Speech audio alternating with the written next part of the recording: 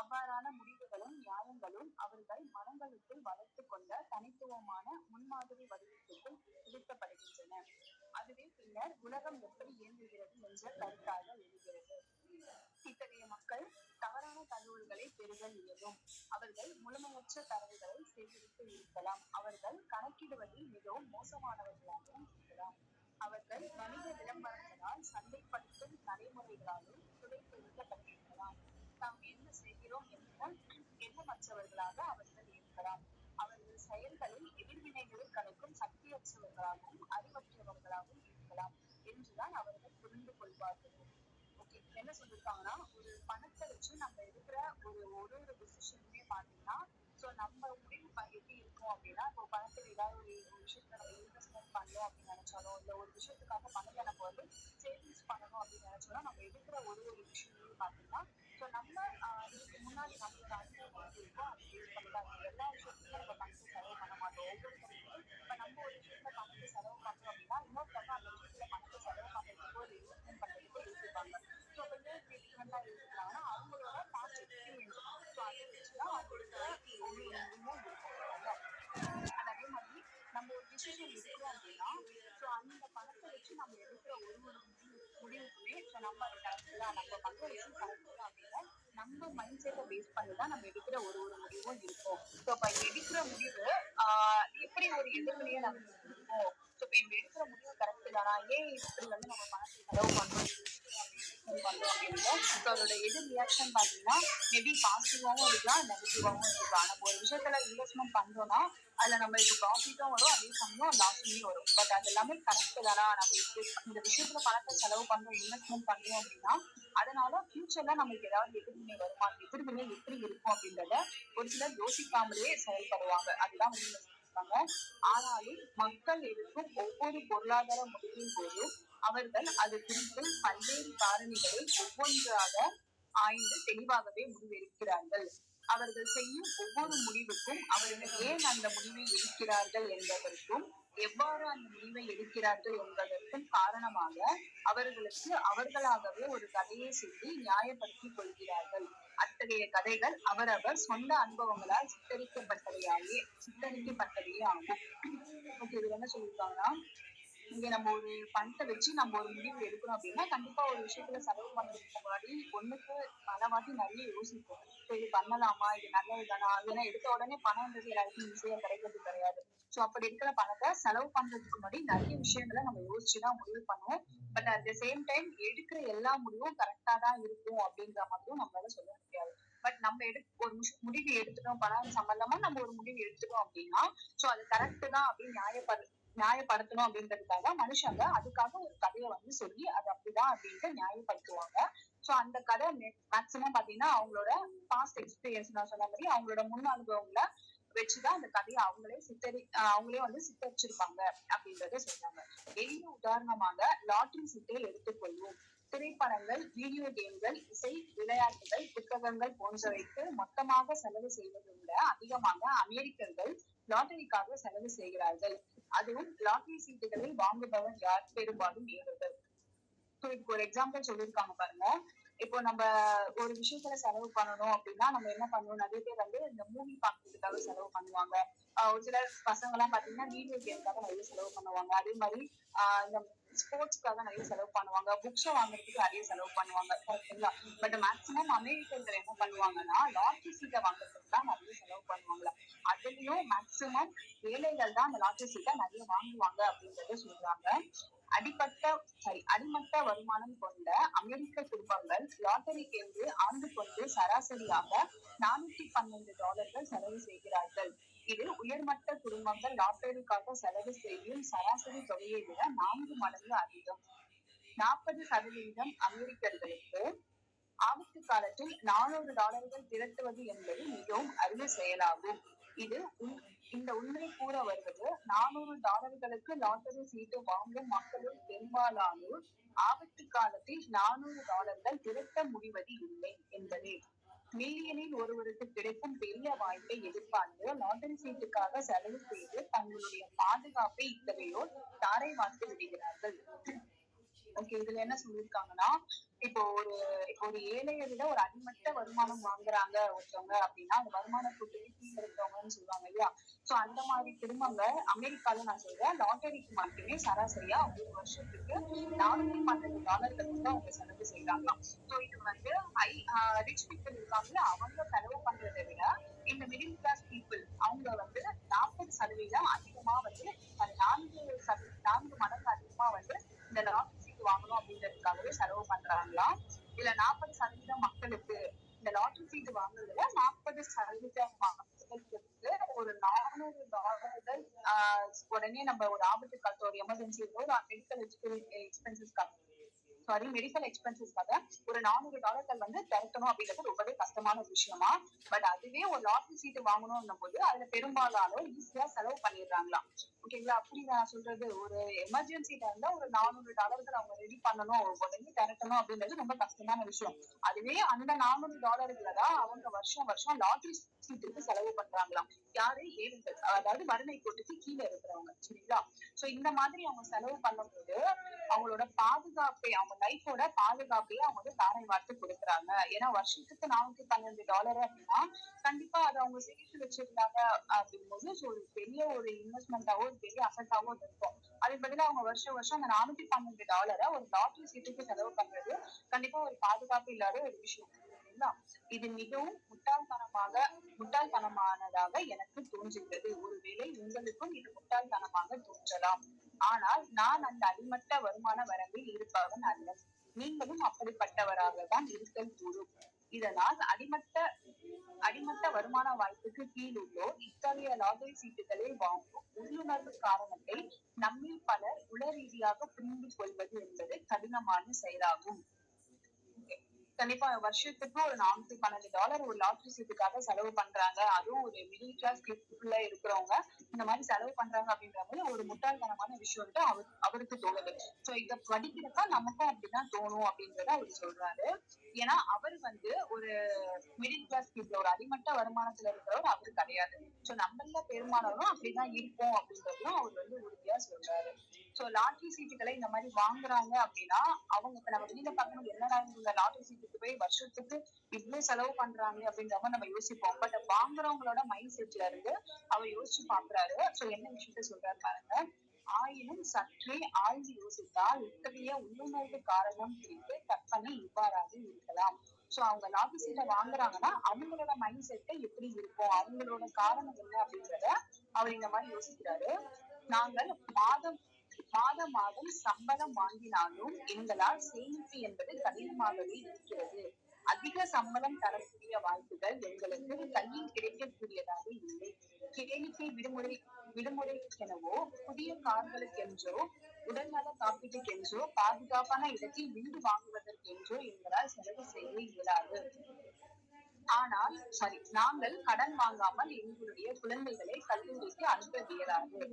இதுல என்ன சொல்லிருக்காங்கன்னா, ஒரு மாச சம்பளத்துக்கு வேலைக்கு போறவங்க, ஓகேங்களா, ஒரு மிடில் கிளாஸா இருக்காங்க, ஒரு மாசம் சம்பளத்துக்கு வேலைக்கு போறாங்க அப்படின்னா அவங்களால ஒரு சேமிப்பு, ஒரு பணத்தை ஒரு விஷயத்துக்கு சேமிச்சு வைக்கணும் அப்படின்றது கண்டிப்பா நம்மளையும் ஒரு 20,000 சம்பளம் வாங்கினா அட்லீஸ்ட் ஒரு 1000 2000 நம்மளோட ஃபியூச்சருக்கு ஏதோ ஒரு விஷயத்துக்கு ஒரு வீடு வாங்குறதுக்கு, கார் வாங்குறதுக்கு, ஒரு வயசு வாங்குறதுக்கு சேர்த்து வைக்கணும் அப்படின்னா கண்டிப்பா அது ஒரு முடியாத விஷயம். ஏன்னா ஒரு 20,000 சம்பளம் நம்மளுக்கு மாசம் வருதுன்னா அந்த சம்பளம் வர்றதுக்கு முன்னாடியே நமக்கு செலவுன்னு ஒண்ணு எதிர்பாராத ஏதாச்சும் ஒரு செலவு வந்து நிற்கும். கரெக்டுங்களா?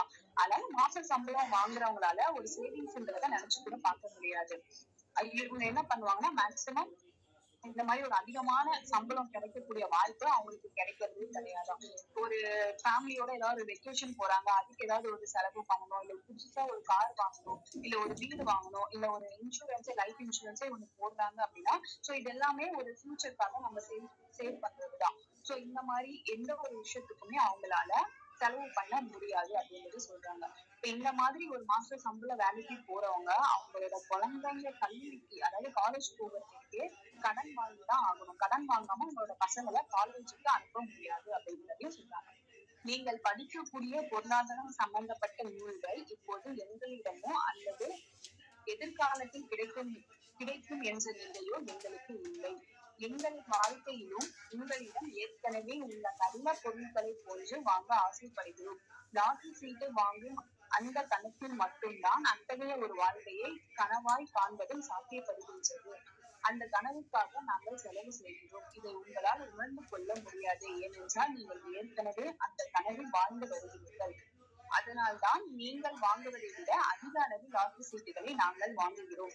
சரிங்களா? இது எப்படின்னா, ஒரு மிடில் கிளாஸ் வந்து ஒரு ரிச் பீப்புளை பார்த்து சொல்ற மாதிரி இருக்கு. சரிங்களா? இப்ப நம்ம ரிச் பீப்புள்லாம் மேக்சிமம் இப்ப என்ன பண்ணுவாங்க, இந்த மாதிரி புக், அதாவது பொருளாதாரம் சம்பந்தப்பட்ட புக் இருக்கு. இந்த புக் சைக்காலஜி ஆஃப் மணியா இருக்கட்டும், இதுக்கு முன்னாடி நம்ம படிச்ச ரிச் டாட் புக்கா இருக்கட்டும், இதெல்லாம் கொஞ்சம் இப்ப நம்ம வெஸ்டேஜ்ல வந்ததுனாலதான் புக்கரிங் செக்ஷன் ஒண்ணு வச்சு நமக்கு இந்த புக்கை பத்தி எல்லாமே படிக்கிறதுக்கு ஒரு வாய்ப்பு கிடைச்சிருக்கு. சப்போஸ் இப்படி யோசிச்சு பாருங்க, நம்ம இப்ப வெஸ்டேஜ்ல இல்ல அப்படின்னா இந்த புக்கை பத்தி எல்லாம் நம்ம படிச்சிருப்போமா, கேள்விப்பட்டிருப்போமா? கேள்வியே பட்டிருந்தாலும் உட்காந்து நம்ம டைம் கொடுத்து இதெல்லாம் படிப்போமா? கண்டிப்பா முடியாது. ஏன்னா நம்ம எல்லாருமே ஒரு மிடில் கிளாஸ் பீப்புளா இருக்கிறவங்க. பட் ஒரு ரிச் பீப்புள் என்ன பண்ணுவாங்க, இந்த மாதிரி புக்ஸை நிறைய படிக்கிறதுல அவங்களோட டைமை வந்து ஸ்பெண்ட் பண்ணுவாங்க. நிறைய புக்ஸ் பொருளாதாரம் சம்பந்தமா நிறைய புக்ஸை படிப்பாங்க. பட் நமக்கு வெஸ்டேஜ்ல வந்ததுனால இப்படி ஒரு வாய்ப்பு வந்து கிடைச்சிருக்கு. அதே மாதிரி இப்போ நம்ம ஒரு பொருளை இப்ப இவங்க என்ன பண்ணுவாங்கன்னா, இப்ப ஒரு ரிச் பீப்புளுக்காக நான் சொல்றேன். சரிங்களா? ஒரு ரிச் பீப்புள் கிட்ட ஒரு பொருள் இருக்கு அப்படின்னா இந்த பொருளை இவங்க வாங்குறதுக்கு ஒரு மிடில் கிளாஸ்ல இருக்கிறவங்களும் ஆசைப்படுவாங்க. கண்டிப்பா நம்ம ஆசைப்பட்டிருப்போம். ஒரு பணக்காரங்க இருக்காங்கன்னா அவங்கள பாருங்க, வீடு வச்சிருக்காங்க, கார் வச்சிருக்காங்க, சோ இந்த மாதிரி நிறைய விஷயங்கள் அவங்க கிட்ட இருக்கு அப்படின்ட்டு நம்ம அவங்கள பார்த்து நிறைய விஷயங்கள் ஆசைப்படுவோம். பட் ஒரு மாசம் சம்பளம் வாங்குறவங்களால ரிச் பீப்புள் வாழ்ற வாழ்க்கையை வாழ முடியுமா? கண்டிப்பா முடியாது. அந்த மாதிரியான வாய்ப்பும் நமக்கு கிடைக்காது. வெஸ்டேஜ்ல வந்திருக்கனால நமக்கு இந்த வாய்ப்பு கிடைச்சிருக்கு. பட் வெஸ்டேஜ்ல இல்லாதவங்களுக்கு, இது முன்னாடி லாட்டரி சீட்டு புழக்கத்துல இருந்தவங்களுக்கு லாட்டரி சீட்டு மூலியமா நம்மளோட கனவை நிறைவேற்றிக்கலாம் அப்படிங்கிற லாட்டரி சீட்டு மட்டும்தான் ஒரே வழியா இருந்தது. சோ அப்படியாவது அந்த லாட்டரி சீட்டு மூலியமாவது நம்மளோட கனவு நிறைவேறாதா அப்படின்றதுக்காகதான் அந்த லாட்டரி சீட்ல ஒரு மிடில் கிளாஸ் பீப்புளா இருக்கிறவங்க, ஒரு வருமானத்துக்கு கீழே இருக்கிறவங்க அதுக்காக நிறைய செலவு பண்றாங்க. யாரை விட? ஒரு ரிச் பீப்புளை விட இந்த மாதிரி ஒரு அடிமட்ட வருமானத்துல இருக்கிறவங்க லாட்டரி சீட்டுக்காக நிறைய செலவு பண்றாங்க. அது மூலியமாவது நம்மளோட கனவு வந்து நிறைவேறாதா அப்படின்றதுக்காக. இத்தகைய நியாயத்தையோ காரணத்தையோ நீங்கள் ஏற்றுக்கொள்ள வேண்டும் என்பதில்லை. பொருளாதார பொருளாதார பொருளாதார ரீதியாக வீடு கிடந்தாலும் லாட்டரி சீட்டு வாங்குவது என்பது சரியான முறையாகாது. ஆனாலும் லாட்டரி சீட்டின் விற்பனை ஏன் தொடர்கிறது என்பதை ஒரு விதமாக என்னால் புரிந்து கொள்ள இயலும். நீங்கள் செய்வது முட்டாள்தனம் என்றாலும் அதை ஏன் நீங்கள் செய்கிறீர்கள் என்பதை நான் அறிவேன் என்ற இந்த புரிதலே பணம் குறித்து எடுக்கும் பல்வேறு முடிவுகளின் மூல காரணத்தை வெட்ட வெளிச்சமாக்குகிறது. ஓகே, இப்ப நம்ம இப்ப என்னதான் வந்து நம்ம ரீசன் சொன்னாலும், எவ்வளவுதான் நம்ம வந்து நம்ம பக்கம் இருக்கிற நியாயத்தை சொல்லணும்னு நினைச்சாலும் இது எதுவுமே சரி கிடையாது. ஏன்னா லாட்டரி சீட்டு நம்ம வருஷம் முழுக்க வேலை செஞ்சு சம்பாதிக்கிற காசை லாட்டரி சீட்டுல எடுத்துட்டு போய் நம்ம போடணுன்றது ஒரு முட்டாள்தனமான விஷயம் தான் அப்படின்றத அவர் சொல்றாரு. ஏன்னா ஒரு மாசம் சம்பளம் வாங்குறாங்க அப்படின்னா லாட்டரி சீட்டு நம்ம என்னதான் ஒரு அமெரிக்கர்கள் எடுத்துக்கோங்க, $412 கொடுத்து லாட்டரி சீட்டை வாங்குறாங்க. பட் எல்லாருக்கும் லாட்டரி வாங்குற எல்லாருக்குமே அந்த சீட்டு மூலியமா பணம் வந்துருமா அப்படின்னு கேட்டா பெரிய கொஸ்டின் மார்க் தான். எல்லாமே லக்கு தான். இதுல முன்னாடி கூட சொல்லியிருக்காங்க பாருங்க, மில்லியன் ஒரு மில்லியன் மக்கள் தொகையில லாட்டரி சீட்டு வாங்குறவங்க யாருக்கும் ஒருத்தருக்கு தான் அந்த வாய்ப்பு கிடைக்கும். மில்லியன் அப்படின்னு அந்த 10 லட்சம் பேர்ல யாருக்கும் ஒருத்தருக்கு தான் அந்த லாட்டரி சீட்டு வந்து அடிக்கும். பட் அதுக்காக எனக்கு கிடைக்கும் நம்ம நம்பிட்டு அதுக்காக காசு செலவு பண்றது அப்படின்றது ஒரு முட்டாள்தனமான விஷயம். பட் இருந்தாலும் இந்த லாட்டரி சீட்டோட விற்பனையுமே இவ்வளவு அதிகமா இருக்கு அப்படின்றது இவருக்கு தெரியும் அப்படின்னு சொல்றாரு. இருந்தாலும் அது நம்மளுக்கு வந்தாலும் வரலாம், ஏதோ ஒரு லக்குலதான் நம்ம அதை வாங்குறோம். அது வாங்குற எல்லாருக்குமே தெரியும். பட் இருந்தாலும் ஏன் வந்து நம்ம அதுக்காக செலவு செய்யறோம் அப்படின்றத இவர் வந்து புரிஞ்சு வச்சிருக்காரு. அந்த புரிதலோட வெளிப்பாடுதான் இந்த ஒரு பொருளாதாரம் சம்பந்தமான புக்க அவர் எழுதுறதுக்கு காரணமா இருந்திருக்கு. சில பொருளாதாரம் குறித்த முடிவுகளை வெற்று கணக்குகளால் மட்டுமே தீர்மானிக்கிறார்கள். பொதுவாக இவர்கள் அத்தகைய தீர்மானங்களை இரவு உணவு அருந்தும் மேசையிலோ அல்லது அலுவலக கூட்டங்களிலோ முடிவு செய்கிறார்கள். தனி மனித அனுபவங்கள், உலகை குறித்த உங்களுடைய தனிப்பட்ட பார்வை, நாணயம், அகந்தை, கர்வம், வணிக யுக்திகள், சில லாபங்கள் ஆகியவை எல்லாமாய் சேர்ந்து ஒரு விதமான காரணமாக நீங்கள் எடுக்கும் முடிவுக்கு துணை கொள்கின்றன.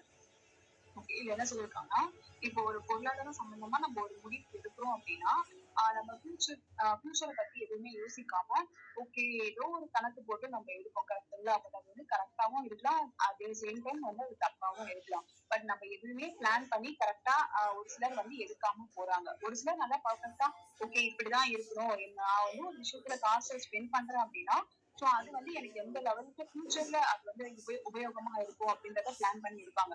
பட் ஒரு சிலர் எந்த ஒரு பிளானும் இல்லாம ஏதோ ஒரு விஷயத்துல இன்வெஸ்ட்மெண்ட் பண்ணோம் அப்படின்னுட்டு அது மூலியமா நம்மளுக்கு ஃபியூச்சர்ல ஏதாவது லாபம் கிடைக்குமா, ஃபியூச்சரா நம்ம இன்வெஸ்ட்மெண்ட் பண்றது எக்ஸாம்பிளுக்கு இந்த ஷேர் மார்க்கெட்லாம் எடுத்துக்கோங்க, என்ன எதுவும் விசாரிக்காமயே வாங்கிடுவாங்க.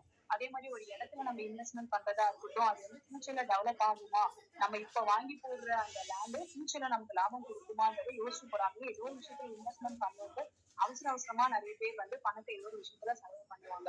ஸோ இப்படி செலவு பண்றது எல்லாமே அவங்களோட எக்ஸ்பீரியன்ஸை பொறுத்துதான். ஒரு சிலர் மத்தவங்க கிட்ட டிஸ்கஸ் பண்ணி 1க்கு 2 தடவை 3 4 தடவை கூட நல்லா ஆராய்ச்சி அந்த முடிவு எடுப்பாங்க. ஒரு சிலர் எந்த வித முடிவும் இல்லாம அவங்களோட அனுபவத்தை வச்சு ஓகேங்களா, இதுக்கு முன்னாடி நான் இந்த மாதிரி பண்ணியிருக்கேன், ஒரு டைம் வந்து ப்ராஃபிட் வந்திருக்கு, ஸோ அதை பேஸ் பண்ணி நான் திரும்பவும் அந்த முடிவை எடுக்கிறேன் அப்படின்ட்டு அவங்களோட எக்ஸ்பீரியன்ஸ்ல இருந்து அதை எடுப்பாங்க. அதுக்கப்புறம் நான் தான் மத்தவங்க என்ன சொல்றது, அவங்க சொல்றதை நான் என்ன கேட்கறது, ஸோ அப்படின்ட்டு அவங்களோட அகந்தை கர்வம் அப்படிதான் சொல்லியிருப்பாங்க. அந்த ஒரு அட்வைஸ்னால நான் எடுக்கிறதுதான் முடிவு, என்னோட காசு அதை எப்படி செலவு பண்ணணும், எந்த இன்வெஸ்ட்மெண்ட் பண்ணணும் எனக்கு தெரியும், மத்தவங்களோட அட்வைஸ் தான் எனக்கு தேவை கிடையாது அப்படின்ட்டு அவங்களாவே ஒரு முடிவு எடுப்பாங்க. ஓகேங்களா. சோ இந்த மாதிரியான காரணங்கள் தான் அவங்க தவறான முடிவு எடுக்கிறதுக்கும் தோண்டி போகுது அப்படின்றத சொல்றாங்க. அடுத்தது பார்க்கலாம். பணம் குறித்த முடிவுகளை எடுப்பது ஏன் கடினமான காரியம் என்பதையும், அதற்காக தேவையற்ற நடத்தைகள் ஏன் துணை போகின்றன என்பதையும் விளக்குவது என்பது மிக முக்கியமான காரியமாகும். பணம் குறித்த இந்த புரிதல் எவ்வளவு புதிதானது என்பதை உணர்த்துவதிலேயே அது அமைகிறது. பணம் என்பது நீண்ட நெடுங்காலமாய் பயன்பாட்டில் உள்ளது. இன்றைய நிலையில் துருக்கி என்று அழைக்கப்படும் பகுதியில் கிமு 600 இருந்த லிடியா என்ற ராஜ்யத்தை ஆண்ட அரசன் அல்யஸ்டார் தான் முதலில் பணம் என்ற ஒன்றை நடைமுறைக்கு கொண்டு வந்தான் என்று நம்பப்படுகிறது. ஆனால் சேமிப்பதும் முதலீடுவதும் ஆகிய பணம் குறித்த முடிவுகளை எடுக்க இன்றைய நவீன உலகின் அடிப்படையாக கருதப்படுபவை செயல்முறையில் சிறுபிள்ளைத்தனமாகவே இருக்கின்றன. பணத்தை வந்து யார் கண்டுபிடிச்சாங்க முதல்ல அப்படின்றத எக்ஸ்பிளைன் பண்ணிருக்காங்க. வந்து துருக்கின்னு சொல்ற ஒரு இடத்துல கிமு 600 ஓகேங்களா, லிடியா அப்படின்ற ராஜ்யத்தை ஆண்ட ஒரு அரசன் ஓகேங்களா, ஒரு அரசன் தான், அதாவது அல்யஸ்டான் தான் அப்படின்ற ஒரு மனுஷன் தான் முதல்ல பணத்தை வந்து நடைமுறைக்கு கொண்டு வர்றாரு. சோ அதுக்கு முன்னாடி பணம் வர்றதுக்கு முன்னாடி எல்லாம் நமக்கு தெரியும் பண்டமாற்று முறைதான் இருந்தது. சோ நமக்கு ஒரு பொருளை வேணும் அப்படின்னா நம்ம கிட்ட இருக்கிற ஒரு பொருளை மத்தவங்க கிட்ட கொடுத்துட்டு அவங்க கிட்ட இருக்கிற ஒரு பொருளை நம்ம வாங்கிப்போம். ஃபர்ஸ்ட் எல்லாமே பணம் வர்றதுக்கு முன்னாடி எல்லாமே இந்த மாதிரிதான் இருந்தது. பட் பணத்தை வந்து முதல்ல இதுதான் கண்டுபிடிக்கிறாரு. சோ அது கண்டுபிடிச்சதுக்கு அப்புறம் தான் பணத்தை வந்து எப்படி சேமிக்கணும், எங்க நம்ம இன்வெஸ்ட்மெண்ட் பண்ணணும் அப்படின்ட்டு இப்ப இருக்கிற ஒரு இண்டஸ்ட்ரி இப்ப வந்து எல்லாமே வந்து ஒரு நவீனமாயிடுச்சு. இப்ப நம்ம எப்படி இன்வெஸ்ட்மெண்ட் பண்ணணும், எப்படி சேவ் பண்ணணும் அப்படின்ட்டு நிறைய நம்மளுக்கு எல்லா விஷயமும் நமக்கு சொல்லிக் கொடுக்குறோம். ஆன்லைன்லயே இப்ப நிறைய அந்த மாதிரி இருக்கு. டுட்டோரியல் கிளாஸ்ல இருந்து, அதே மாதிரி புக்ஸ்ல இருந்து, ஒரு யூடியூப் வீடியோல இருந்து நிறைய சோசியல் மீடியா மூலமாவே நம்ம விஷயத்த எல்லாமே கத்துக்கிறோம். பட் அப்ப அந்த மாதிரியான வசதி எதுவுமே வந்து கிடையாது. பணி ஓய்வை எடுத்துக்காட்டாக கொள்வோம். 2018ஆம் ஆண்டின் இறுதியில் அமெரிக்க பணி ஓய்வு கணக்கில் $27 டிரில்லியன் இருந்தன. அந்த நிதியில் ஒரு நிமிஷம்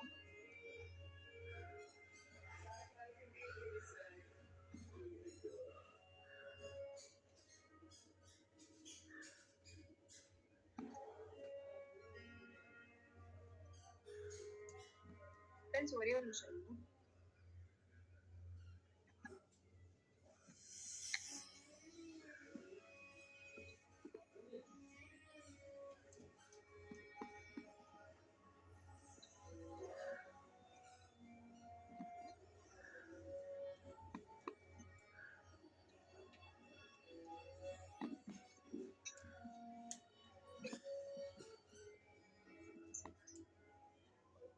இந்த ஸ்கிரீன் தெரியுதா? இப்ப தெரியும் நினைக்கிறேன். ஓகே, அந்த நிதியே பொதுவான முதலீட்டாளர்களின் சேமிப்பையும் முதலீட்டுக்கான முடிவுகளையும் தீர்மானிக்கும் முதன்மை காரணியாக இருந்தது. ஆனால் பண யோகத்துக்கான தகுதி என்னும் முழுமையான வழக்கம் அதிகபட்சம் 2 தலைமுறைகள் மட்டுமே பழமையானது. ஓகே, இது ஒரு சாப்டர் கொடுத்திருக்காங்க. கொடுத்திருக்காங்கன்னா பனிப்பொழிவு வந்து அவங்க எடுத்துக்காட்டா சொல்லியிருக்காங்க. ஓகேங்களா, பனி ஓய்வு வந்து எடுத்துக்காட்டா சொல்லியிருக்காங்க. 2018ஆம் ஆண்டுல அமெரிக்க பனி ஓய்வு கணக்கு ஓகேங்களா, $28 பில்லியன் வந்து இருந்துச்சாம். சோ அந்த நிதி வந்து அந்த நிதி வந்து முதலீட்டாளர்கள், அதாவது இன்வெஸ்ட்மெண்ட் பண்ணுவாங்க இல்லையா, அவங்களோட சேமிப்பையும் அவங்களோட முடிவையும் மட்டுமே தீர்மானிக்கிறதா இருக்குமா. ஸோ இப்போ மேக்சிமம் பாத்தீங்கன்னா பணி உயர்வு அப்படிங்கிறது இப்போ ஒரு இன்வெஸ்ட்மெண்ட் பண்றாங்க, ஒரு பெரிய பெரிய இன்வெஸ்டர் இருக்காங்கன்னா, ஸோ அவங்களோட சேமிப்பு, அவங்களோட சேமிப்பு வந்து எப்படி இருக்கு, ஒரு பெரிய பெரிய இன்வெஸ்டர் எவ்வளவு பணம் வச்சிருக்காங்க, ஸோ அதை பேஸ் பண்ணி தான் ஒரு நாட்டோட பொருளாதாரமே இருக்கும். ஸோ இவ்வளவு பெரிய பணக்காரர்கள் இருக்காங்க, பெரிய பெரிய பணக்காரர்கள் இருக்காங்கன்னா அவங்க எவ்வளவு வந்து சொத்து வச்சிருக்காங்க அப்படின்றத பேஸ் பண்ணி தான் அந்த நாட்டோட பொருளாதாரமே இருக்கும். ஸோ இது ஒரு சார்ட் மாதிரி கொடுத்துருக்காங்க பாருங்க. ஆனால் பணி ஓய்வுக்கான தகுதி என்னும் முழுமையான வழக்கம் அதிகபட்சம் 2 தலைமுறைகள் மட்டுமே பழமையானது. இது ஒரு சார்ட் கொடுத்திருக்காங்க பாருங்க. தொழிலாளர்களின் 65 வயதிற்கும் அதிகமான ஆடவரின் பங்கு, அதாவது 1880 கீழே வருஷம் கொடுத்திருக்காங்க. 1880 கிட்டத்தட்ட 78% வந்து தொழிலாளர்களின் பிசினஸ் மேன், ஓகேங்களா. 65 வயசுக்கும் மேல பிசினஸ் மேனா இருக்கிறவங்க 78% வந்து இருந்திருக்காங்க. எப்போ 1880. பட் 2010 காலகட்டத்துல பாருங்க, ஜஸ்ட் 22% மட்டும்தான் தொழிலாளர்கள், அதாவது பிசினஸ் மேனா இருந்திருக்காங்க. அப்ப எவ்வளவு தூரம் வந்து கம்மியாயிருக்கு பாருங்க. சோ அப்ப பிசினஸ் மேனர்களோட பர்சன்டேஜ் வந்து அங்க கம்மியா தான் நிறைய பேர் அப்ப 65 வயசுலயும் வேலைக்கு போயிட்டு இருக்காங்க. அதுதான் இங்க வந்து சொல்லியிருக்காங்க இந்த சாட் மூலியமா. 2ஆம் உலகப் போருக்கு பின்னர் அமெரிக்கர்களில் பெரும்பாலும் அவர்கள் இறக்கும் வரை பணியில் இருந்தனர். அந்த சூழலில் அதுவே எதிர்பார்ப்பும் உண்மையும் கூட. 1940ஆம் ஆண்டு வரை பணிக்கு செல்வோரில் 65 வயதிற்கு மேற்பட்ட ஆடவரின் விகிதம் 50 விட அதிகமாக இருந்தது. ஓகேங்களா. சோ 65 வயசுக்கும் மேல வேலைக்கு போறவங்க 50%க்கும் மேல இருந்திருக்காங்களா, யாரா அமெரிக்கர்கள்ல சொல்றாங்க. 1940ஆம் ஆண்டு. அப்ப 1880 அவ்வளவு பேர் வந்து பிசினஸ் மேனா இருந்திருக்காங்க. அது அப்படியே படிப்படியா கம்மியாகி எவ்வளவு தூரம் 2010ஆம் ஆண்டுக்குலாம் பாத்தீங்கன்னா ஜஸ்ட் ஒரு 20% மட்டும்தான் பிசினஸ் மேனா இருந்திருக்காங்க. மிச்ச எல்லாருமே ஒரு வேலைக்கு போகக்கூடிய ஒரு மிடில் கிளாஸ் பீப்புளா தான் இருந்திருக்காங்க. அப்ப பணக்காரர்களோட ரேஷியோ படிப்படியா கம்மியாயிட்டே வந்திருக்கு. இந்நிலையை மாற்றவே சமூக பாதுகாப்பு குறிக்கோளாக கொள்ளப்பட்டது. ஆயினும் அந்த முயற்சியின் தொடக்கத்தில் அது ஒரு முழுமையான ஓய்வூதியத்தை விட பெற்று தராத வகையில் மட்டுமே இருந்தது. 1940ஆம் ஆண்டு ஹைடா மே புல்லர் என்பவர் முதலாக சமூக பாதுகாப்பு காசோலையை பெற்ற போது அதன் தொகை வெறும் $22.54 தான். பணவீக்கத்தை கணக்கில் கொண்டால் அதன் மதிப்பு $416 எனலாம். 1980 வரை ஓய்வு பெற்றவர்களுக்கு வழங்கப்படும் சமூக பாதுகாப்பு காசோலையின் சராசரி மதிப்பு $1000 தாண்டவில்லை. ஓகே, என்ன சொல்லிருக்காங்கன்னா ஒரு சமூக பாதுகாப்பு, ஓகே, நம்மளோட சொசைட்டி வந்து ஒரு நல்ல ஒரு பாதுகாப்பா தான் இருக்கு அப்படின்றது மேக்சிமம் இந்த பொருளாதாரத்தை வச்சுதான் வந்து கனெக்ட் பண்ணுவாங்க. கரெக்டா இல்லைங்களா. சோ நம்ம பொருளாதாரம் மீட்போம் அப்படின்னு வரும்போது சோ இந்த சொசைட்டி வந்து ரொம்ப ஒரு கிரிட்டிக்கலான சிச்சுவேஷன் இருக்குன்னு சொல்லுவாங்க. இப்போ ஒருத்தர் ஒரு 65 வயசுக்கு மேல ஒருத்தர் வந்து ஓய்வூதியம் பெறுறாங்க, அதாவது அவங்க வேலையை மாத சம்பளத்துல இருந்து வேலையை விட்டுட்டு ஒரு பென்ஷன் வந்து வாங்குறாங்கன்னு சொன்னாங்க. சோ பென்ஷன் வாங்குறவங்களோட பங்கு தான் இங்க வந்து அதிகமா இருந்திருக்கு. சோ 1950ஆம் ஆண்டு ஹைடா மே புல்லர் என்பவர் தான் முதல்ல இந்த சமூக பாதுகாப்பு காசோலையை பெறுறாரு. அதாவது இந்த பென்ஷன் காசை ஒரு செக் மூலியமா அவர் தான் ஃபர்ஸ்ட் வாங்குறாரு. அது வெறும் $22 மட்டும்தான். சோ ஒரு பணவீக்கத்தை வந்து கணக்குல கொள்ளும் போது $416 அப்படின்றத அவங்க சொல்றாங்க. 1980ஆம் ஆண்டுகள் வரை ஓய்வு பெற்றவர்களுக்கு வழங்கப்படும் சமூக பாதுகாப்பு காசோலையின் சராசரி மதிப்பு $1000 தாண்டவில்லை. அதாவது அந்த பென்ஷனுக்காக நம்ம வந்து ஒரு அமௌண்ட் கொடுக்குறோம் அப்படின்ற போது அப்ப 1980 பாத்தீங்கன்னா அதோட மொத்த மதிப்பு வெறும் $1000 தான் இருந்திருக்கு. அதாவது ரொம்ப ரொம்ப கம்மியா இருந்திருக்கு அப்படின்றத சொல்றாங்க. இம்மதிப்பு பணவீக்கத்தை கணக்கில் கொண்ட மதிப்பு. அதாவது இந்த $1000 தாண்டவில்லைன்னு சொல்றாங்க இல்லையா. இது வந்து அப்ப அந்த காலகட்டத்துல 1980 பாத்தீங்கன்னா பணவீக்கம், அதாவது பணப்புழக்கம் வந்து ரொம்ப ரொம்ப கம்மியா இருந்திருக்கு. மக்கள் தொகை கணக்கெடுப்பு கழகத்தின் கணக்கெடுப்பின்படி 1960 வரை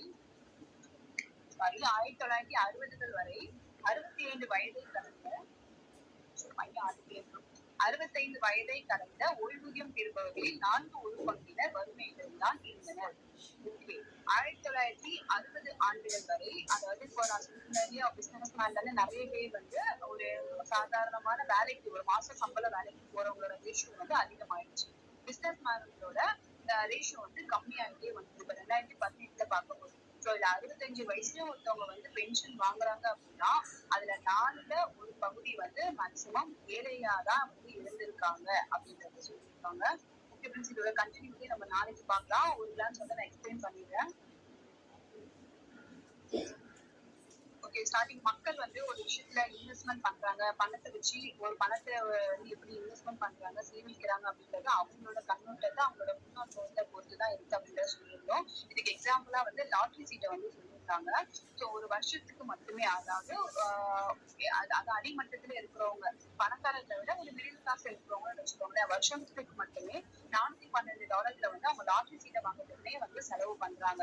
ஏன்னா இப்ப அவங்க லாட்ரி மாசம் மாசம் ஒரு சம்பளம் வாங்கிட்டு இருக்காங்க, ஒரு மிடில் கிளாஸ்ல இருக்காங்க அப்படின்னா அவங்களுக்கு அந்த சீட்,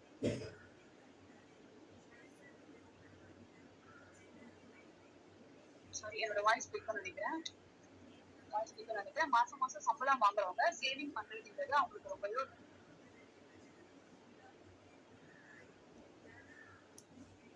என்னோட வாய்ஸ் கேக்குதா?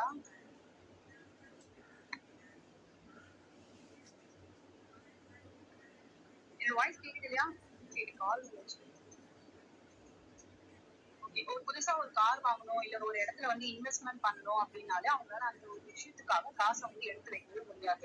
சோ ஒரு கடன் வாங்கி தான் அவங்களோட குழந்தைங்களோட கல்லூரி படிப்புக்கே அவங்க கடன் வாங்கி தான் செலவு பண்ணணும் அப்படின்ற நிலைமையில தான் மாச சம்பளம் வாங்குறவங்க இருப்பாங்க. பட் அவங்களுக்குமே ஒரு பணக்காரர்களுக்கு இருக்கிற மாதிரி அவங்களுக்குமே நிறைய கனவு இருக்கு. பணக்காரர்கள் வச்சிருக்க எல்லா பொருளுமே அவங்களும் வாங்கணும்ன்ற கனவு அவங்களுக்கு நிறையவே இருக்கும். பட் அந்த கனவெல்லாம் அவங்க எப்படி ஃபில் பண்ண முடியும்? மாசம் மாசம் சம்பளம் வாங்கி அவங்க கனவெல்லாம் நிறைவேற்ற முடியுமா? கண்டிப்பா முடியாது. பட் அதுக்காக தான் அந்த லாட்ரி சீட்டுக்கு வந்து அவங்க நிறைய செலவு பண்றாங்க. பணக்காரர்களை விட ஏழைகள் லாட்ரி சீட்டை வாங்குறதுக்காக நிறைய வந்து செலவு பண்றாங்க அப்படின்றத பார்த்தோம். அண்ட் அதுக்கப்புறம் இந்த ரேஷியோ வந்து நம்ம பார்த்தோம். அதாவது ஒரு தொழிலாளர்களை விட ஒரு வேலைக்கு போறவங்களோட பர்சன்டேஜ் வந்து படிப்படியா கம்மியாயிட்டே வருது அடுத்த வருஷங்கள்ல. சோ இது வந்து சமூக பாதுகாப்பு, அதாவது 1940 ஒரு 65 வயசுக்கு மேல ஒருத்தவங்க வேலைக்கு போய் பென்ஷன் வாங்குறாங்க அப்படின்னா அதுல 4ல ஒரு பகுதிகள் மட்டும்தான், 4ல ஒரு பகுதிகள் வந்து அடிமட்டத்துல இருக்கவங்க, அதாவது வறுமையில இருக்கிறவங்க அப்படின்றதையுமே நம்ம பார்த்தோம். அப்ப தொடர்ந்து பணவீக்கம்ன்றது அதிகமாகிட்டே வருது. அப்ப இருந்த காலகட்டத்தை விட இப்ப வர வர பணவீக்கம்ன்றது ரொம்பவே அதிகமாகிட்டே வருது அப்படின்றதையுமே பார்த்தோம். இதோட கண்டினியூட்டியை நம்ம நாளைக்கு பார்ப்போம். பெரிய சாப்டரை போது நாளைக்கு பார்ப்போம். ஓகே, இன்னைக்கு புக் ரீடிங் செக்ஷன் வந்து யூஸ்ஃபுல்லா இருக்கும்னு நினைக்கிறேன். பார்க்க வந்து ஷேர் பண்ணுங்க. தேங்க்யூ.